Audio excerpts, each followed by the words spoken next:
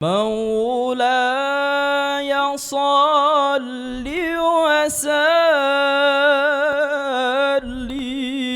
دائما أبدا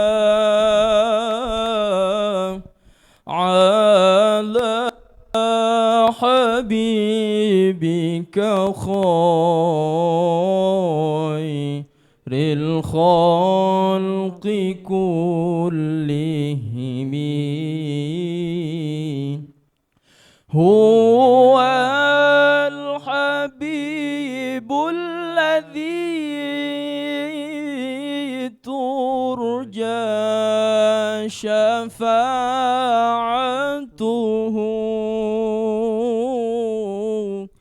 لكل هول من الأهوال مقتحم يا ربي بالمصطفى بلغ مقاصدنا واغفر لنا ما مضى يا واسع الكرم اللهم صل وسلم وبارك عليه وعلى آله.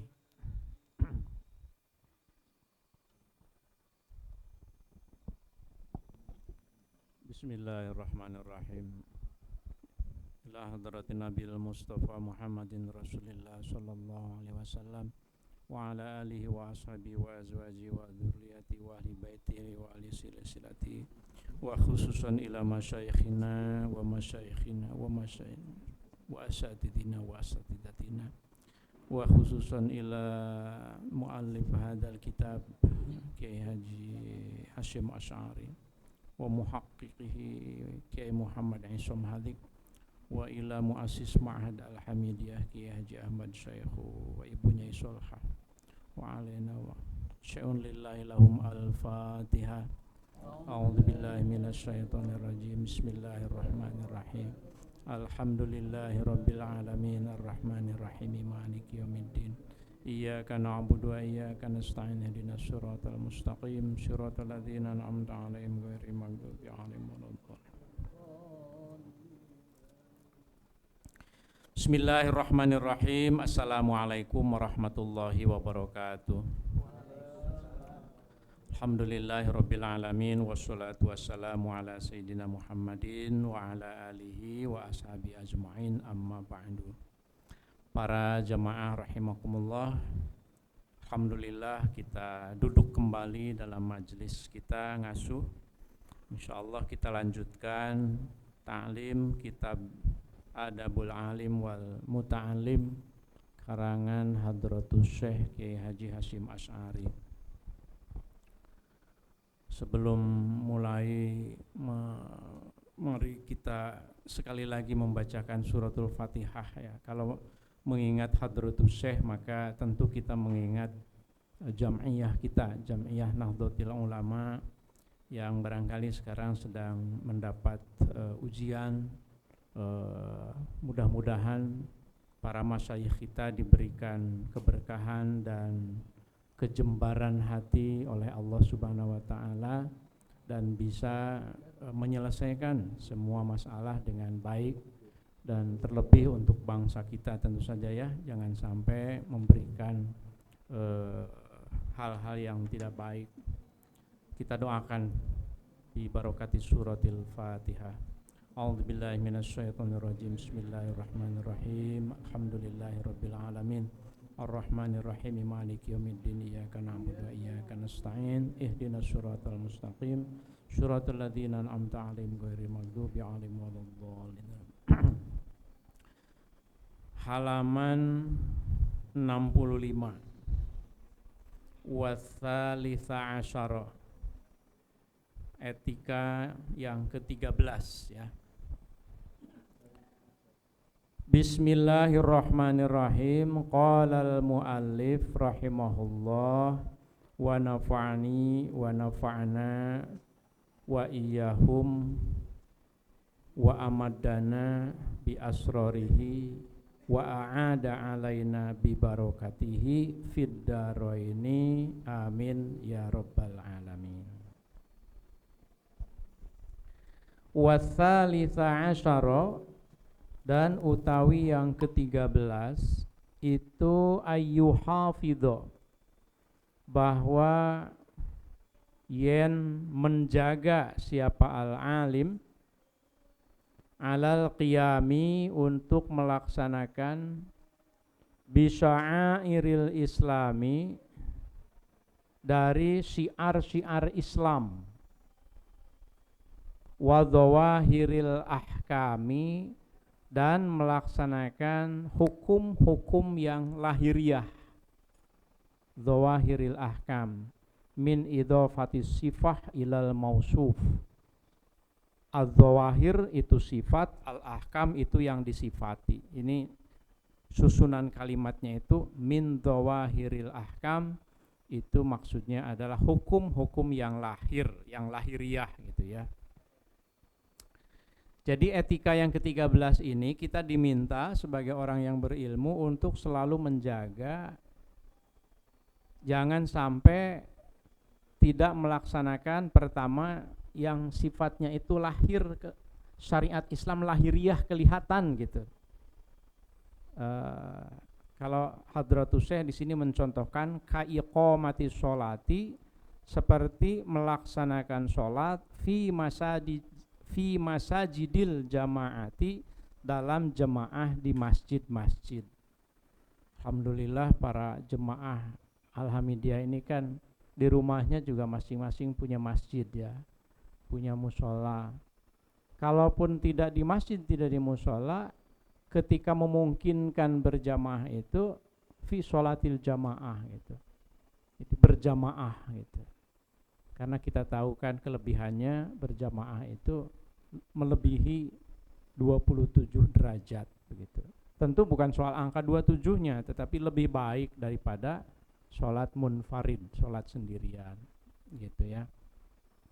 Dhawahiril ahkam ini akan banyak sekali. Pokoknya yang kelihatan oleh publik begitu. Kelihatan oleh umat.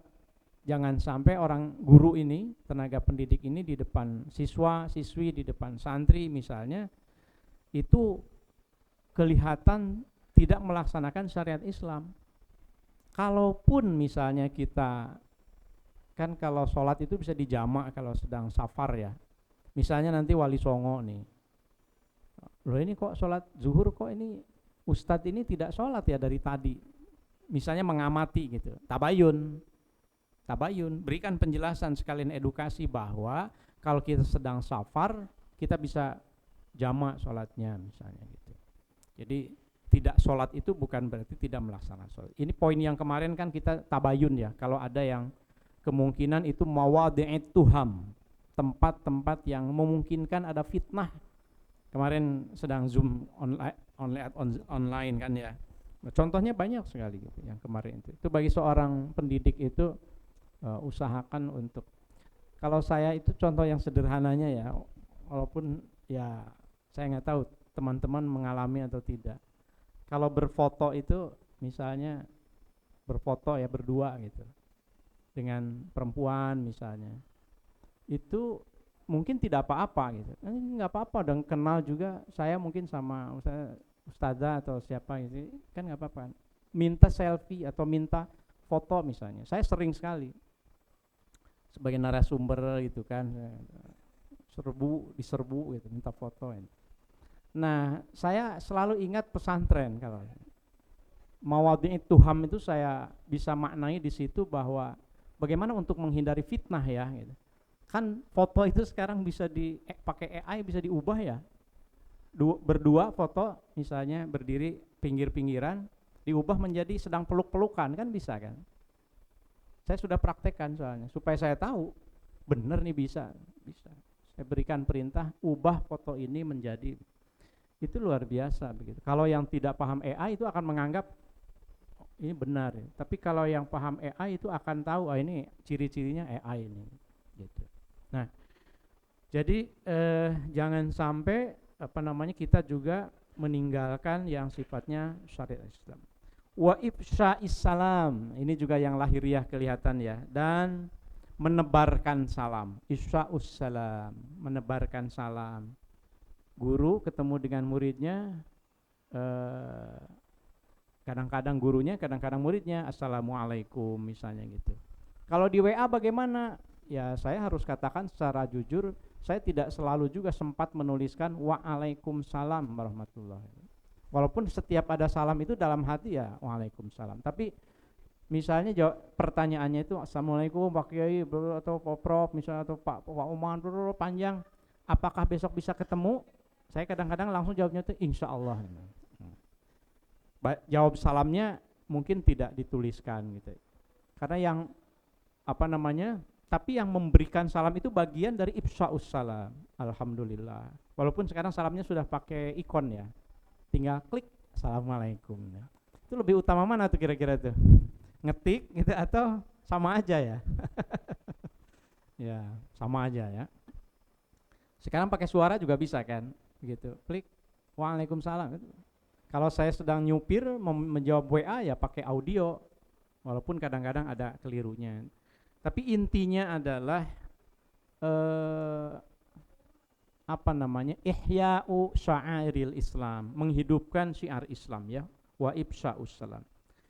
Kepada siapa mengucapkan salam itu? Bagi guru itu lil khawasi, kepada orang-orang yang khusus, maksudnya kepada yang berilmu, kepada sesama guru, wal awami, dan kepada orang awam, kepada publik lainnya gitu ya.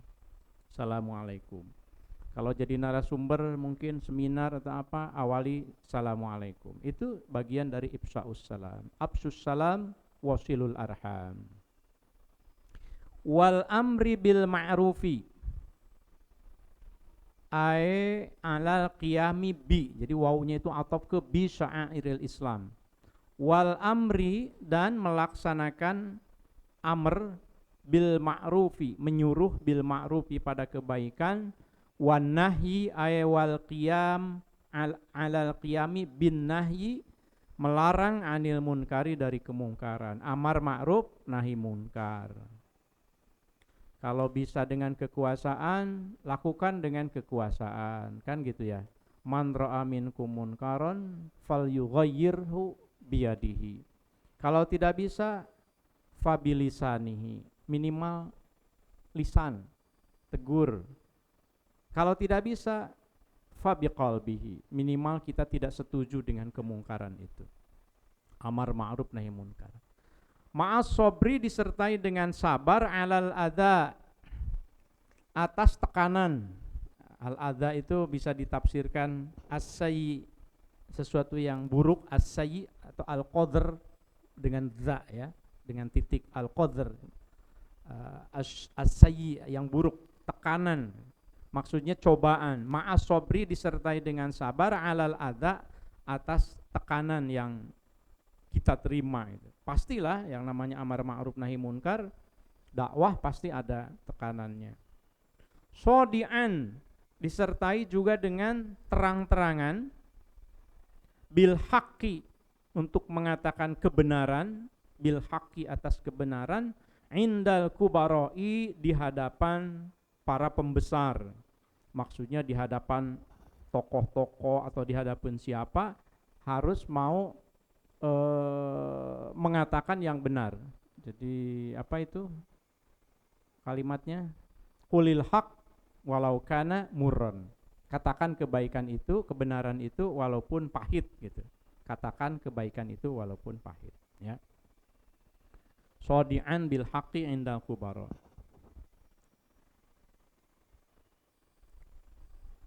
Apalagi?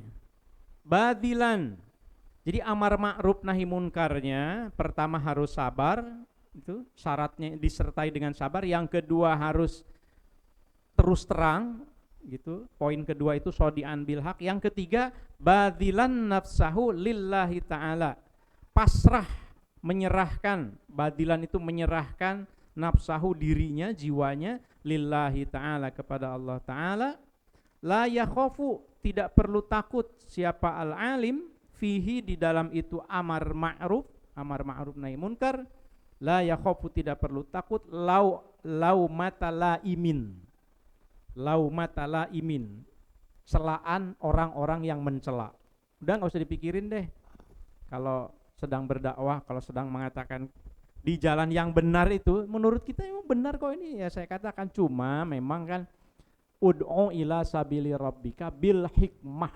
Nah, jangan lupa, mentang-mentang ini kebenaran saya kata, tapi cara mengatakannya itu tidak bil hikmah, itu juga tidak benar. Jadi ayat Quran dan hadis dan ini tuh saling saling melengkapi gitu. Jangan karena ada diambil hak, ini benar kok, karena kebenaran maka kita maksa begitu, tidak juga gitu. Bil hikmah kata Al-Qur'an ya. Tidak usah takut kalau seandainya ada yang mengancam. Laumata laim itu ancaman orang yang mengancam gitu, atau tekanan orang, atau celaan tadi ya, celaan orang yang mencela. Nothing tulus saja gitu. Allah Maha tahu nanti ada karmanya kalau seandainya ada yang zalim kepada kita gitu ya. Ya banyaklah contoh di hadapan kita yang suka kelihatan gitu, ada orang yang bekerja dengan baik kemudian tiba-tiba mau dipenjara, tapi ya alhamdulillah kemudian bebas gitu ya. Itu secara kasat mata kan ini kok ada ketidakadilan gitu, tapi alhamdulillah akhirnya mendapatkan keadilan. Itu hal-hal yang seperti itu tuh rahasia Allah gitu. Tugas kita adalah badilan nafsahu, menyerahkan diri kita lillahi ta'ala, kepada Allah. La yakhafu fihi laumata laimin, tidak usah takut kalau sedang dalam kebenaran itu celaan orang yang mencela. Merem aja atau tutup aja telinganya gitu. Memang nggak gampang sih, biasanya nyeri hati gitu kan. Kalau di ini ya, kalau udah lurus-lurus, udah bekerja, dedikasi kita, tiba-tiba di fitnah aduh, nyeri hati gitu, sakit hati gitu. Nah, itu manusiawi. Lalu yang keempat, kan yang pertama itu sabar, yang kedua terus terang saja katakan yang baik itu, yang ketiga itu pasrah kepada Allah, yang keempat itu dzakiron, harus selalu sambil mengingat qaulahu, ucapan Allah Ta'ala, firman Allah Ta'ala. Jadi ini yang poin-poin ini sebetulnya kalau mau dirumuskan, biasanya Bu Ira pandai merumuskan jadi tulisan tuh. Tips dalam berdakwah. Kan begitu, dibungkus di dalam tulisan atas nama Yayasan Islam Al-Hamidiyah atau Pesantren Al-Hamidiyah, karena kan Al-Maghfurlah Kiai Syaihu kan pendakwah. Nah, tips berdakwah ala Al-Hamidiyah. Misalnya kan, lalu merujuk pada ini rujukannya. Yang pertama tadi itu kan amar berdakwah itu harus sabar, udah pasti deh banyak tantangannya. Yang kedua jangan diumpetin, yang kebenaran itu sampaikan. Yang ketiga pasrah kepada Allah. Nah yang keempatnya itu ingat ada firman Allah, a'udzubillahi minasyaitonirrajim, wasbir ala ma asabak, wasbir, dan bersabarlah engkau wahai Muhammad, alama, atas apapun, al-sobaka, yang menimpa itu, maka kepada engkau, fa'ilnya kepada ma ya. Inna dalika, kenapa harus sabar? Inna dalika, karena sesungguhnya sabar itu min azmil umuri, itu termasuk dari perkara yang wajib. Azmil itu azimat ya, azimat itu wajib. Sabar itu satu kewajiban. Sabar ada batasnya, betul. Begitu nyampe pada batasnya, sabar lagi. Jangan berhenti sabarnya. Iya. Gimana? Harus sabar. Sabar ada batasnya. Udah saya nggak bisa sabar, berarti nggak sabar gitu. Nah, ada batasnya itu. Begitu nyampe batas yang itu, masuk ke batas yang lain. Sabar yang kedua gitu. Nah, coba mari kita lihat nih cerita-cerita Rasul yang kita semuanya sudah tahu. Pasti kalau untuk anak-anak kita yang di TK gitu ya, yang di TPQ itu cerita-cerita ini pasti sering disampaikan. Dulu waktu saya privat ngajar anak-anak, salah satu materi pelajaran itu cerita Nabi. Cerita Nabi, karena itu mudah dicerna gitu. Mari kita lihat ini. Wa ma kana Wama dan utawi sesuatu kana yang ada siapa Rasulullah Kanjeng Rasulullah sallallahu alaihi wasallam wa ghairuhu dan selain Kanjeng Rasul minal ambiyai dari para nabi alaihi atas itu sabar maka na Rasulullah wa ghairu minal alaihi itu minas sabri. Mana ininya? Khabarnya mana nih? Wa makana Rasulullah wa ghairu minal anbiya'i alaihi minas sabri alal adza. Khabarnya minas sabri. Ya, bisa juga ya. Gimana Ustaz Fauzan? Adapun sesuatu yang menimpa Rasul dan para orang-orang selain Rasul, maksudnya para nabi selain Rasul, minas sobri itu adalah sabar alal adza atas tekanan. Jadi yang dicontohkan oleh Rasul itu adalah sabar atas tekanan. Kita semuanya tahu bagaimana Rasulullah Shallallahu Alaihi Wasallam di Mekah, bagaimana kemudian akhirnya harus hijrah ke Madinah dan seterusnya. Wama dan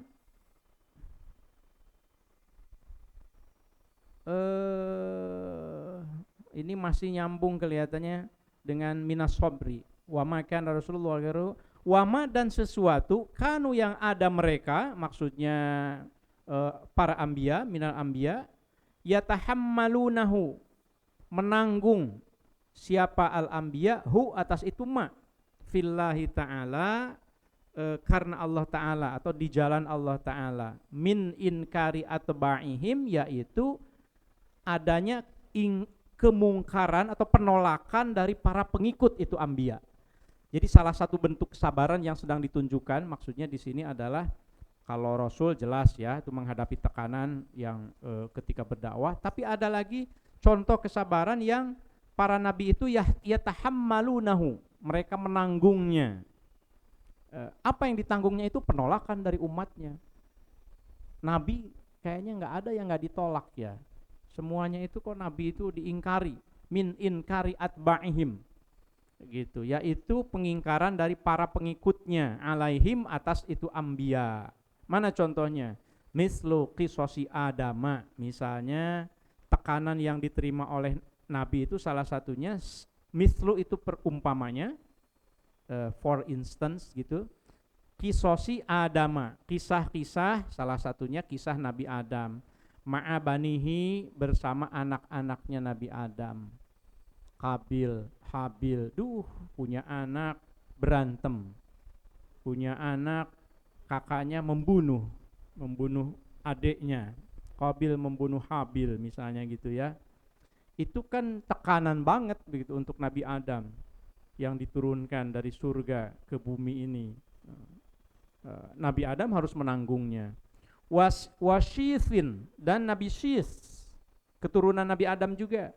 Wasisin dan Nabi Sis ma'a qaumihi, beserta kaumnya Nabi Sis, sama ditolak juga kan.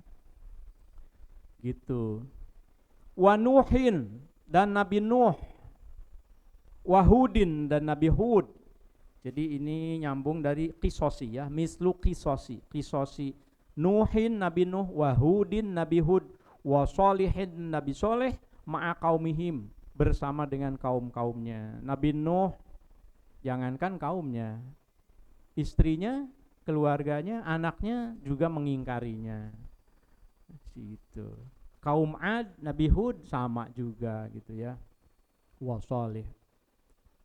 Wa Ibrahima dan juga kisosi ayat mislu kisosi Ibrahima, kisah Nabi Ibrahim atau ya betul ya dari kisosi ya, pengingkaran seperti yang ada dalam kisah Nabi Ibrahim ma'an Namrudha beserta rajanya, Raja Namrud. Gak enak banget lagi dakwah ditolak begitu, diingkari oleh presidennya gitu, oleh rajanya, itu gak enak banget tuh. Coba aja kita di Alhamidiyah aja nih, di Alhamidiyah misalnya kita lagi menggaungkan sesuatu yang baik, lalu dari pimpinan yayasan itu misalnya menolaknya, padahal baik misalnya, tentu tidak mungkin terjadi. Tapi andai, atau di Indonesia misalnya lebih jauh lagi dakwah, tiba-tiba presidennya itu misalnya mengintimidasinya itu. Nabi Ibrahim itu merasakan itu gitu. Bahkan ayahnya Azar, ya kan, diingkari oleh ayahnya sendiri. Wa abihi di situ. Ma'a Namruda wa abihi. Namruda ini karena isim ghair munsharif ya, isim alam, majrurun wa alamatu jarrihi fathatun. Ma'a Namruda, tapi abihinya majrur, wa alamatu jarrihi alya, asmaul khamsah, wa abihi. Ma'a Namruda wa abihi. Wa Yaquba, cerita Nabi Yakub, ma'a banihi, beserta anak-anaknya, saudara-saudaranya Yusuf, Nabi Yusuf, ya kan?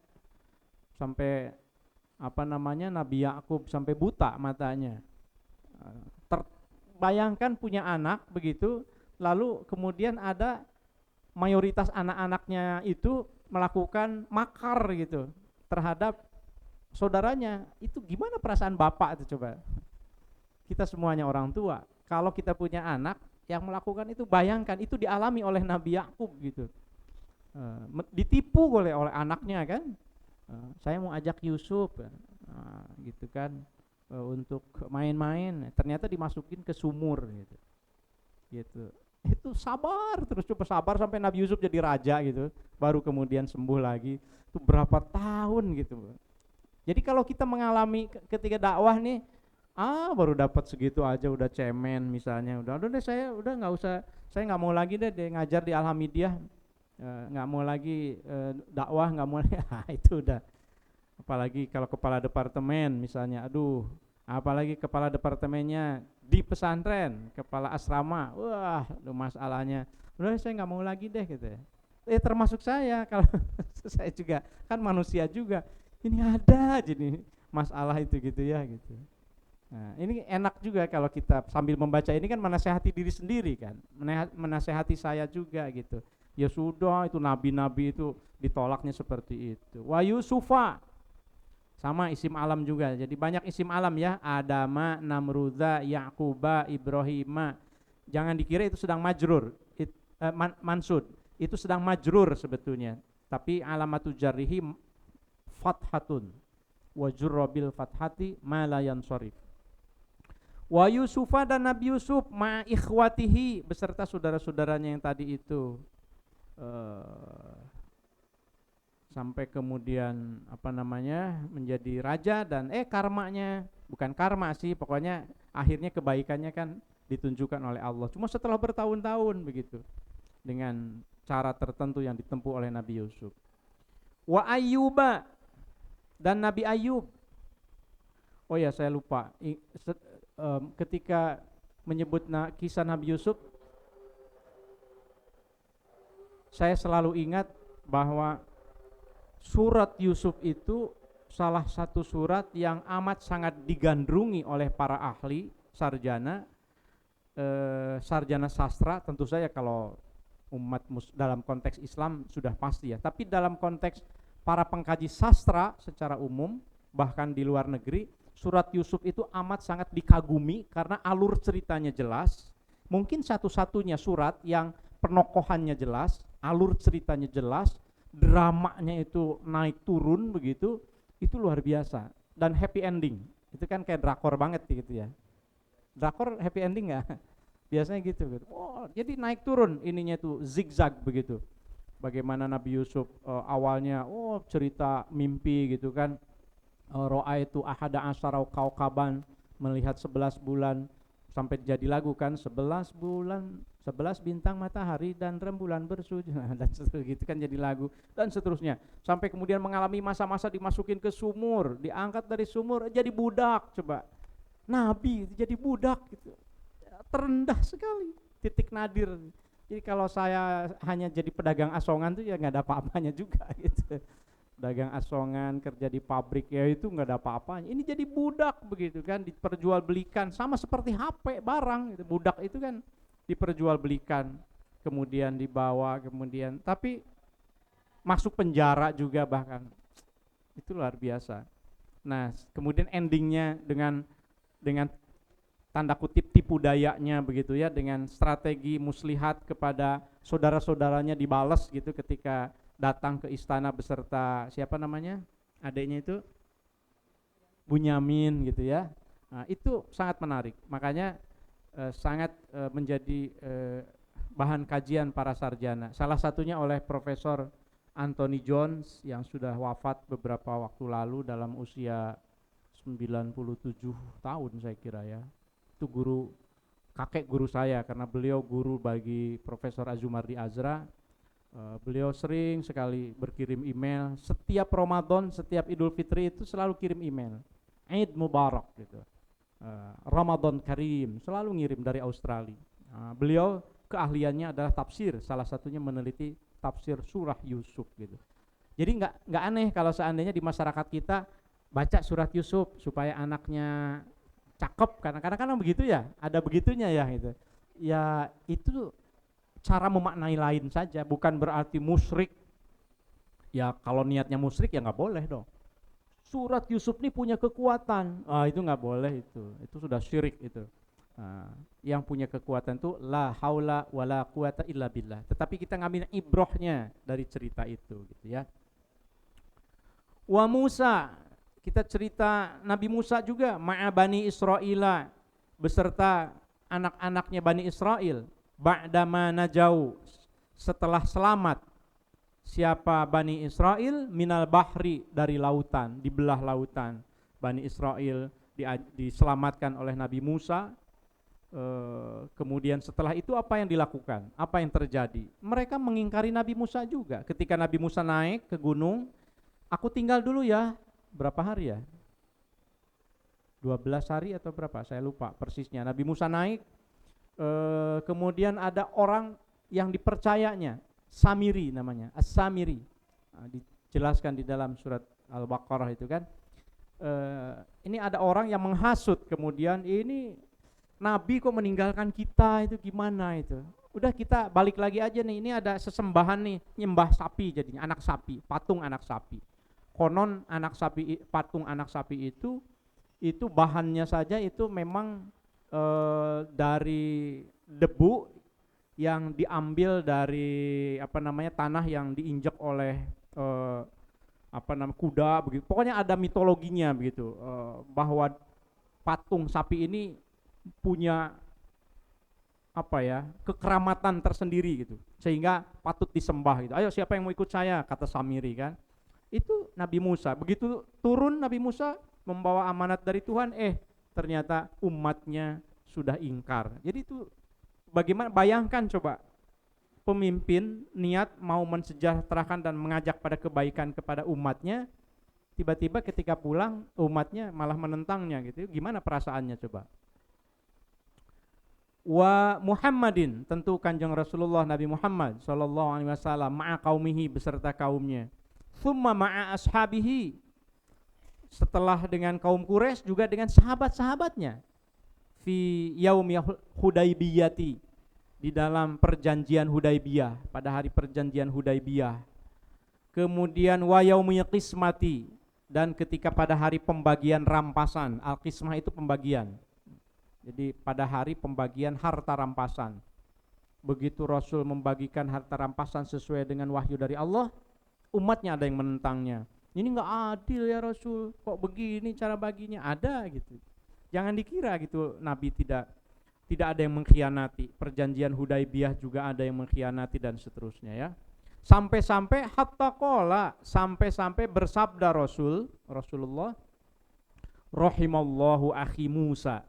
Rahimah, semoga memberikan rahmat siapa Allah. Akhi, kepada saudaraku Musa, Nabi Musa. Ternyata saya mengada apa-apanya ya. Semoga Nabi Musa diberikan rahmat oleh Allah. Laqad udhiya, sungguh, laqad itu lamnya lam sumpah, kodnya itu untuk litahqiq, jadi nyata, sungguh, benar-benar maksudnya. Laqad udhiya, sungguh telah dicoba siapa Musa, Nabi Musa itu, bi aktsaro, dengan cobaan yang lebih banyak, min hadza, daripada cobaanku ini. Gitu. Kita menganggap bahwa Nabi Muhammad SAW itu cobaannya besar sekali. Ternyata menurut Rasul sendiri cobaan Nabi Musa lebih besar. Kebetulan dalam beberapa minggu ini ngaji tafsir Jalalain itu sudah melewati tuh ayat-ayat yang menceritakan tentang bagaimana bengalnya Bani Israel. Bengal banget gitu. Sampai dalam beberapa kali ini dengan santrinya bertanya, ini Bani Israel yang sekarang begini juga enggak katanya gitu. Waduh, itu pertanyaannya menarik itu. Ya masih kan sampai sekarang kan Palestina masih seperti itu gitu. Dan ya Allah, Bani Israel sampai hal-hal yang kecil kan diceritakan dalam tafsir Jalalain, tafsir ini tuh soal cara duduk, cara berjalan, saya kira itu pokoknya maunya beda aja gitu dengan Nabi Musa itu. Laqad udhiya, sungguh telah dicoba siapa Nabi Musa bi aktsara dengan yang lebih banyak min hadza daripada ini, fasobaro, kemudian Nabi Musa sabar. Fasobaro, kemudian sabar Nabi. Tsumma, kemudian lihat lagi sesuatu jaro yang terjadi itu atau berjalan itu terjadi li Abi Bakrin, kepada Sayyidina Abu Bakar. Lihat lagi deh, kalau nggak mau lihat Nabi, sekarang lihat sahabat. Rahimahullah Abu Bakar As-Siddiq ba'da wafatin Nabi, setelah wafatnya Kanjeng Nabi SAW. Apa yang terjadi? Ma'as sahabati, dengan para sahabatnya, khosotan secara khusus. Ya kan? Tekanan Abu Bakar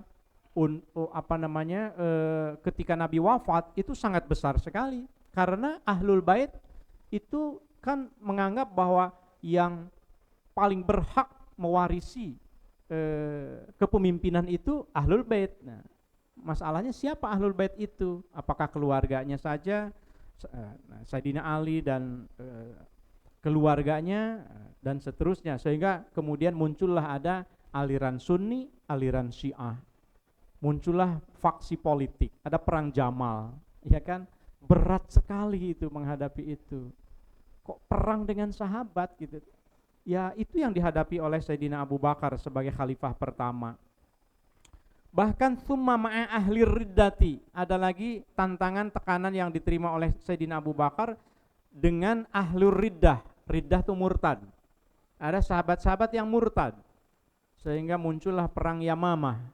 Misalnya ya, ini soal sejarah Islam ya, murtad. Kalau murtad, wah berarti keluar nih dari agama Islam, diperangi, karena mereka tidak mau membayar zakat. Kalau nggak mau bayar zakat ya berarti rukun Islamnya tidak dipenuhi, murtad gitu. Summama jaro, summama kemudian ujian, jaro yang terjadi atau yang berjalan itu lis sahabati, bagi para sahabat.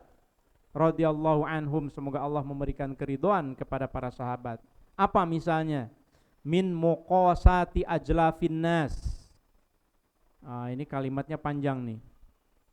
Muqasat itu keras kepala, dari kata qaswah. Ya. Min muqasat, muqasat itu artinya keras kepala, yang keras kepala. Ajlaf itu artinya inohong. Apa inohong itu? Tokoh, ya ajlaf itu pemimpin gitu, kepala gitu.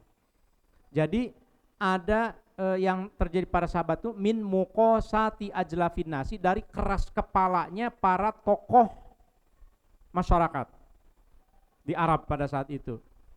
Ala kathrati ikhtilafil maqasidi, terkait dengan banyaknya ikhtilaf maksud-maksud hukum. Nah, itu juga dihadapi kan oleh para sahabat setelah masa Khulafaur Rasyidin, banyak ikhtilaf. Kalau ya banyak kaum Khawarij, ada Mu'tazilah, ada kaum Jahamiyah, ada macam-macam. Ini kalau belajar teologi Islam, Ustadz Iqbal ya, belajar filsafat, teologi ya, kelompok-kelompok ikhtilaf pada saat itu dihadapi oleh para sahabat. Tsumma tabi'in, terus juga dihadapi oleh para tabi'in, wa tabi'ihim, dan para pengikut dari tabi'in, ila yaumina hadza, sampai hari ini, ila yaumina, sampai kepada zaman kita, hadza yang sekarang ini. Semua banyak cobaan, Hadratus Syekh Kiai Hasyim Asy'ari dipenjara juga. Hamka tokoh Muhammadiyah dipenjara juga. Siapa lagi tokoh-tokoh yang dipenjara? Umumnya tokoh-tokoh dipenjara ya. Ya pada masanya ketika melawan itu. Al-Maghfurlah Kiai Sayhu mungkin Kiai Rosid yang bisa cerita bagaimana tekanan yang dihadapi selain dari tekanan ketika masa kecilnya, kesulitannya gitu ya. Bagaimana dari Ampel kemudian ke Jakarta, kemudian harus mandiri, sudah yatim gitu kan, anak yatim, menghadapi kesulitan tapi bisa menjadi tokoh. Ketika jadi tokoh juga pasti ada fitnahnya. Beliau sebagai seorang yang memenangkan pemilu tahun 1955, tapi kemudian ya itulah dalam politik kan ada trik-triknya sampai tersingkirkan mungkin begitu, atau bukan tersingkirkan tapi merasa udahlah itu bukan dunia saya, kembali lagi saja ke pesantren. Itu pasti ada tekanan-tekanan sebagai orang the top leader, ketua ketua DPR GR, ketua DPR, pimpinan parlemen dan seterusnya gitu beliau, Masya Allah. Syukurlah kita sering membacakan suratul Fatihah ya, mudah-mudahan untuk Al-Maghfurlah dan masyayikh kita semuanya yang sudah memberikan contoh kepada kita untuk bisa bertahan dari tekanan, mudah-mudahan ini inspirasi buat kita. Jadi belum ada apa-apanya lah kita mah gitu, poinnya begitu kira-kira. Falahu, maka itu bagi al-alim, balik lagi ke al-alim nih hu-nya. Falahu, maka itu bagi al-alim, fihim, di dalam cerita mereka itu, kisos al-anbiya dan seterusnya, uswatun, utawi uswah. Uswahnya menjadi mubtada muakhar ya, khabar muqaddamnya falahu. Falahu, maka itu tetap di dalam atau bagi al-alim, fihim, di dalam cerita-cerita kisos tadi itu, uswatun, utawi teladan, hasanatun, yang baik. Bisa dilihat footnote-nya ini dari muhakkik ya, dari Gus Isom Hadik dan wa akhawatuhu. Ada footnote nomor 1 yang dimaksud dengan uswah hasanah itu al-atiyah, al-hani'ah, wal wasiyah, al-mardiyah. Jadi itu yang dimaksud dengan uswah hasanah itu ada contoh yang bisa kita ambil yang sangat indah, ada wasiat juga yang sangat baik begitu untuk kita semuanya.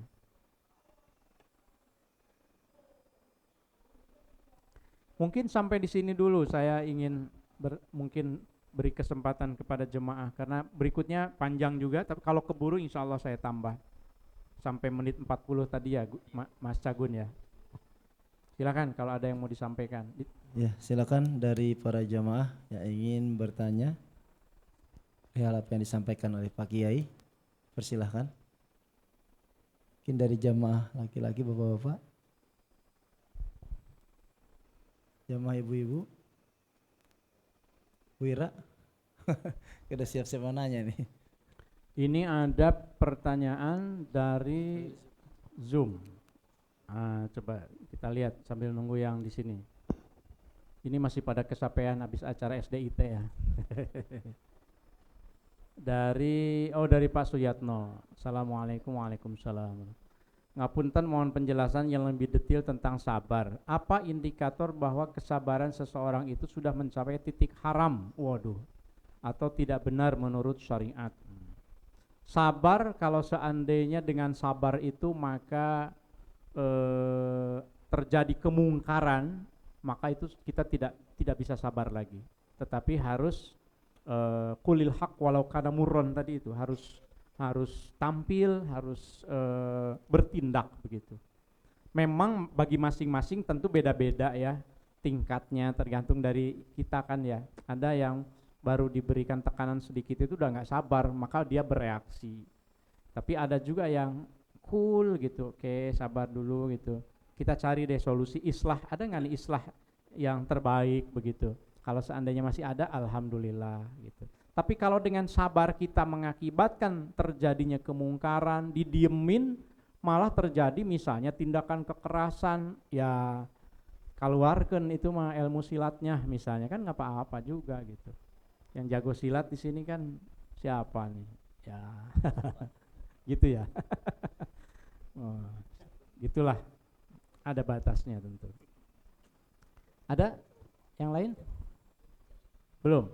Pak Yai, Oh, kalau belum mau saya lanjut tadi. 2 minggu yang lalu tuh yang masalah zuhud ya, kan ada orang yang sekarang zuhud tuh nggak cinta dunia.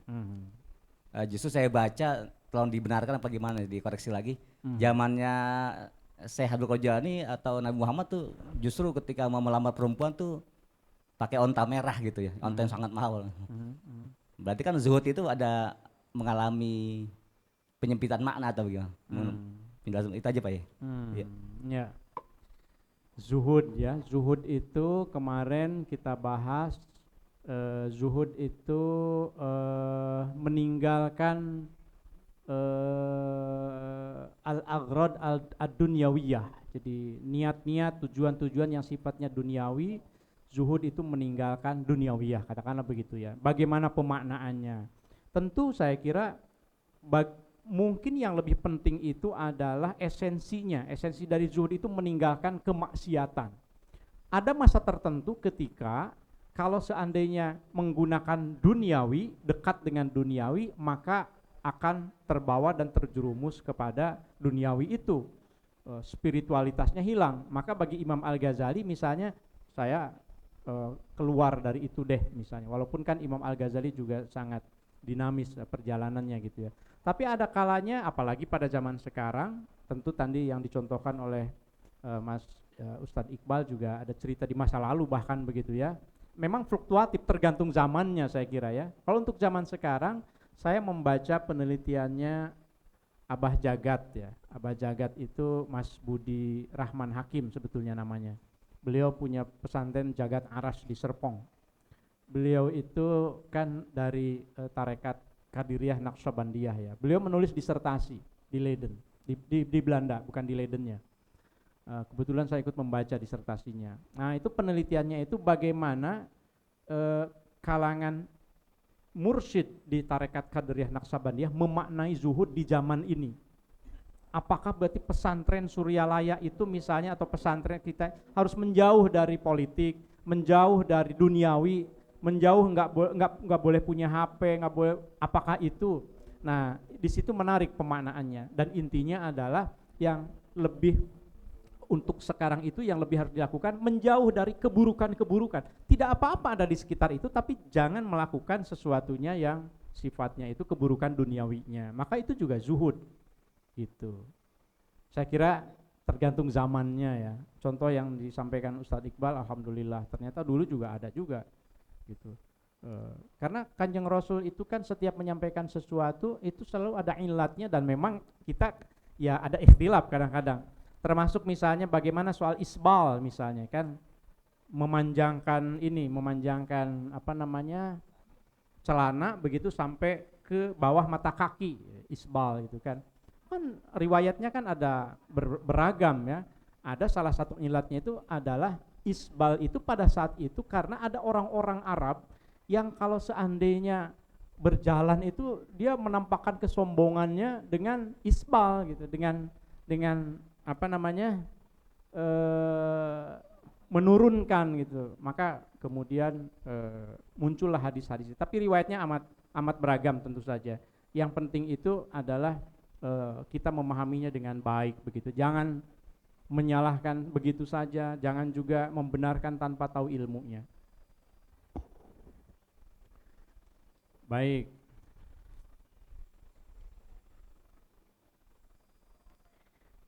Saya bacakan satu lagi kalau begitu ya, masih ada waktu insyaallah, mudah-mudahan ini kita masih bab 5 sampai ke bab 8 nanti masih ada, insyaallah mudah-mudahan kita bisa bacakan semuanya. Bismillahirrahmanirrahim. Warabi'a asyara, dan utawi yang ke-14 etikanya itu seorang pendidik, seorang alim, ayyakuma itu melaksanakan siapa al-alim biizhari sunani dengan sunnah-sunnah, dengan memunculkan sunnah-sunnah, menghidupkan amalan yang sunnah. Itu tugas kita sebagai seorang guru.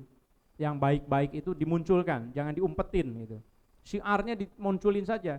Kalau memang perlu medsos ya medsos, aktif di medsos, niatkan saja. Saya niat dengan ini untuk melaksanakan iqamatu izharis sunnah.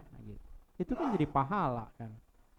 Wa imamatil bid'ah wa imatatil bid'ah, sebaliknya mematikan yang bid'ah-bid'ah, yang buruk-buruk, yang sudah jelas itu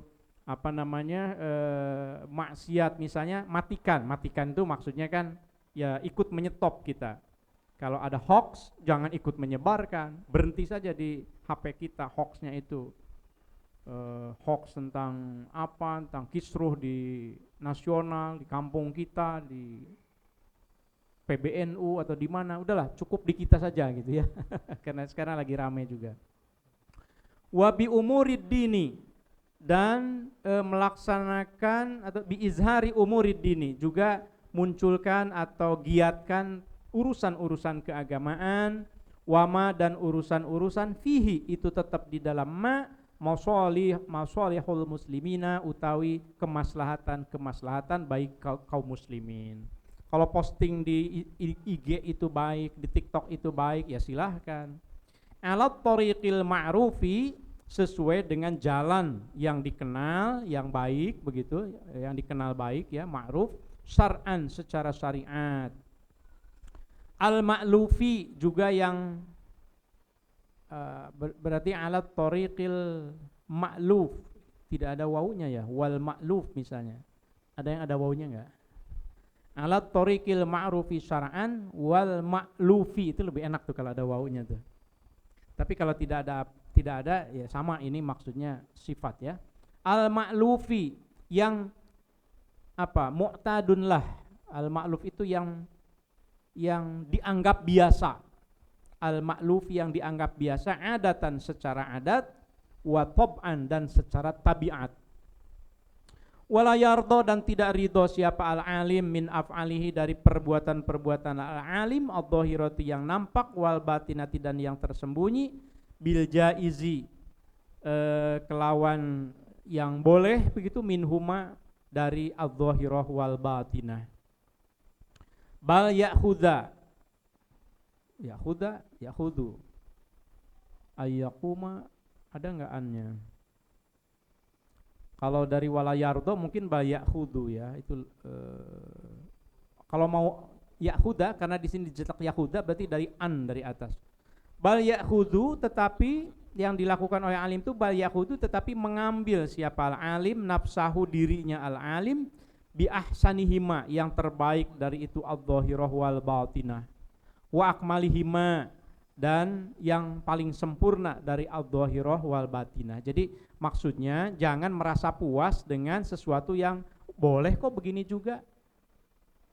Sholat wajib rawatib, nggak pakai sholat sunat, boleh. Nah, al-alim, guru itu baiknya jangan mengambil yang al-jaiznya itu, gitu. Nggak ada yang melarang, nggak sholat ba'diyah qobliyah itu sebetulnya kan. Tapi kalau guru tidak melakukan itu, zikir misalnya, boleh tidak zikir juga ba'da sholat gitu. Tapi kalau guru memilih itu, nah sebaiknya itu tidak. Minimal la yardo. Bal ya'khudha nafsahu bi ahsanihima, yang terbaiknya kalau bisa. Ba'diyah, qobliyah dan seterusnya. Fa innal ulama'a, karena sesungguhnya ulama itu, kenapa sih kita harus harus yang terbaik kalau bisa mah? Fa innal ulama'a, karena sesungguhnya orang alim, guru, ulama, itu utawi al ulama itu al qudwatu, panutan, wa ilaihim, dan itu atas mereka lah al marji'u, utawi rujukan, marji' fil ahkami, dalam hukum-hukum, mereka menjadi rujukan. Udah kita mah nggak tahu ilmunya, deh ikut ulama aja, ikut Pak Ustadz aja deh saya mah gitu. Nah berarti kan begitu melihat ustadznya nggak maksimal, ya udah ngikutin yang nggak maksimal. Wahum, dan utawi mereka itu, maksudnya al ulama itu hujjatullahi, adalah hujjah Allah alal awami, bagi orang-orang umum. Kita ini loh, kita itu yang punya ilmu, para guru, ini hujjatullah. Kita itu hujjatullah itu kan alasan Allah, argumen bahwa ilmu itu penting, nah, itu ada di kita begitu. bagi orang-orang yang umum. Wa qad yuraqibuhum. Wa qad masuk ke dalam fi'il mudhari berarti ahyanan, kadang-kadang. Wa qad yuraqibuhum, dan kadang-kadang. Nah, maknanya gitu ya. Beda kalau qad masuk ke dalam qad raqaba, sungguh, tapi kalau ke yuraqibu kadang-kadang. Wa qad yuraqibuhum, dan kadang-kadang mengawasi hum kepada itu ulama, al-ulama. Siapa? Al-akhidhu, orang yang mengambil, maksudnya orang yang murid kita, santri kita.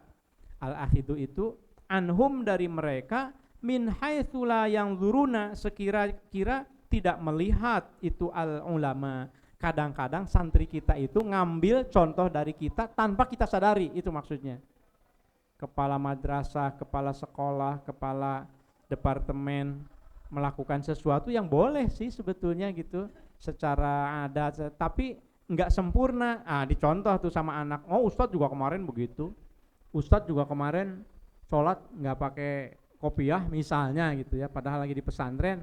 Ya boleh sih ya, emang apa sih, enggak kan secara ini syar'an kan boleh kita enggak pakai kopiah. Tapi ketika di pesantren misalnya, itu akan dicontoh nanti. Ustadz juga itu saya pernah mendengar begitu, Ustadz juga itu. Aduh, susah kan kalau begitu kan, gimana ini. Makanya harus perfect kalau jadi ustadz mah, aduh berat sih, tapi insya Allah lah ini jadi kebaikan ya, jadi al-alim gitu ya. Wayak tadi, dan mengikuti siapa al-akhid bihudahum, atas petunjuknya al-ulama. Ikut saja, saya mah ikut petunjuk ustadz aja, wali santri juga misalnya kan gitu kan. Fa'ilnya ada di depan, maaf. Wayak tadi, dan mengikuti atau makmum bihudahum, atas petunjuknya itu al-ulama. Siapa? Man, orang la ya'lamuna, tidak memahami itu man. Orang umum ngikut aja deh saya mah sama ustadz gitu, saya nggak tahu ilmunya. Jadi kesimpulannya, faidalam yantafi, kalau tidak mengambil manfaat siapa al-alimu, guru, orang yang berilmu, biilmihi, dengan ilmunya sendiri, ilmunya alim. Kalau gurunya saja tidak mengambil manfaat, tidak mempraktekkan ilmunya, fa ghairuhu, maka utawi selain dari itu al-alim, ab'adu, itu lebih jauh, ghairuhu minal intifai, dari mengambil manfaat, bihi, atas itu ilmuhu, ilmu guru. Jangankan orang lain dapat barokah dari ustadz-ustadzahnya, ustadz-ustadzahnya saja tidak dapat barokah gitu dari kebaikannya, ilmunya misalnya gitu ya. Kira-kira gitu ungkapan kalimat ini. Walihada, oleh karena inilah maka azumat, sungguh dahsyat gitu. Azumat itu dahsyat. Apa? Zallatul alim, hilangnya seorang guru. Hilangnya seorang alim itu kan disebutkan dalam ungkapan mautul alim, mautul alam. Matinya, wafatnya seorang ulama, seorang alim itu sama dengan wafatnya dunia ini gitu. Satu yang sudah belajar ilmu berpuluh-puluh tahun wafat, udah hilang tuh gitu. Mautul alim, mautul alam. Azumat, dahsyat apa, zallatul atau zillatul alim, hilangnya seorang alim. Kenapa? 5, karena ada akibat. Ya tarot tabu, yang terdampak itu alaiha, atas itu zillatul alim, minal mafasidi, yaitu munculnya kerusakan-kerusakan, littidain nasi, karena mengikutinya manusia, bihi, kepada alim. Kepada mungkin ya gitu ya, bihi, kepada Ketika seorang alim tidak ada, nggak ada lagi yang menasehati, tidak ada lagi yang mengingatkan bahwa ini baik, ini buruk, misalnya begitu. Di Alhamdulillah tidak ada yang mengajar, ya sudah, ikut arus saja misalnya begitu. Itu terjadi kerusakan. Itu mengapa mautul alim, mautul alam. Mudah-mudahan kita semuanya diberikan perlindungan oleh Allah Subhanahu wa taala, ilmu kita manfaat, bisa mengamalkannya dan bisa mentransfernya kepada siswa-siswa kita, kepada santri-santri kita khususnya. Demikian, wallahu a'lam bishawab. Maulaya salli wa sallim daiman abada ala habibika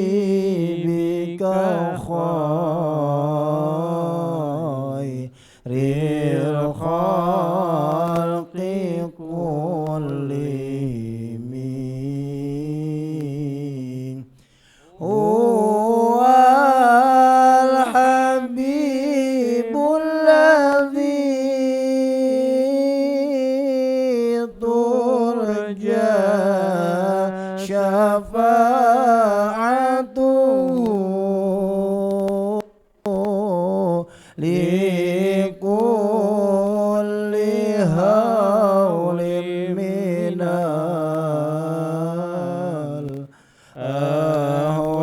ahwali muqtamni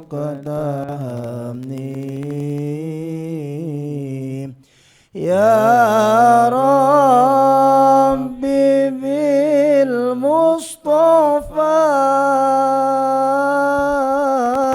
balligh maqasidana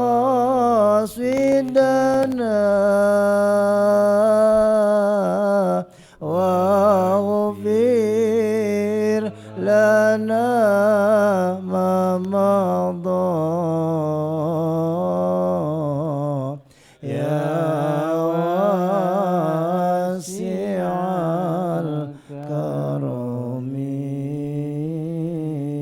Allahumma salli wa sallim wa barik alaihi. Terima kasih semuanya, termasuk yang online juga. Wallahul muwaffiq ila aqwamit thoriq. Assalamualaikum warahmatullahi wabarakatuh.